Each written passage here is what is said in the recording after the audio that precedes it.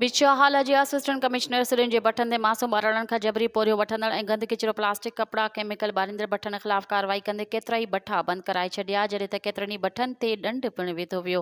Assistant commissioner Abid कमर Sheikh DSP हाला मंसूर बोज़दार ऐं रेवेन्यू अमलदार सां गॾु हाला ऐं पसकिरदाई वारनि इलाइक़नि में हलंदड़ सिरिंज जे बटन ते अचानक छापा हणी बटन ते मासूम ॿारड़नि खां जबरी पोरियो तोड़े बटन में गंद किचिरो प्लास्टिक कपड़ा केमिकल ॿारींदड़ बटन ख़िलाफ़ कानूनी कार्रवाई कंदे हिकु दर्जन खां मथे बठन ते ॾंड हणी 5 बठन खे बंदि कराए छॾियो जहिड़े ते कुझु बठा मालिकनि खे गिरफ़्तार पिणु कयो वियो। इन मौक़े ते असिस्टेंट कमिश्नर आबिद कमर शेख ॿुधायो त सिरिंज जे बठन ते गंद किचिरो प्लास्टिक कपड़ा केमिकल साड़ण सबबि इलाइक़े में माहौलियाती गदिलाण में तमामु घणो इज़ाफ़ो थी रहियो आहे जेको इंसानी तोड़े जानवर लाइ बि इंतिहाई ख़तरनाक आहे। हुन चयो त बठन ते मासूम ॿारड़नि खां जबरी पोरियो पिणु वरितो पियो वञे। अहिड़नि बठन जे ख़िलाफ़ कानूनी कार्रवाई अमल में आणे उन्हनि जे मथां ॾंड हयो वियो आहे। अमल न कंदड़ कुझु बठा मालिकनि खे गिरफ़्तार करे बठन खे बंदि कयो वियो आहे। हुननि चयो त सिरिंज जे बठन ते गंद किचिरो प्लास्टिक कपड़ा केमिकल ॿारींदड़ तोड़े मासूम ॿारड़नि खां जबरी पोरियो वठंदड़ बठन ख़िलाफ़ कार्रवाइयूं अञा बि तेज़ कयूं वेंदियूं।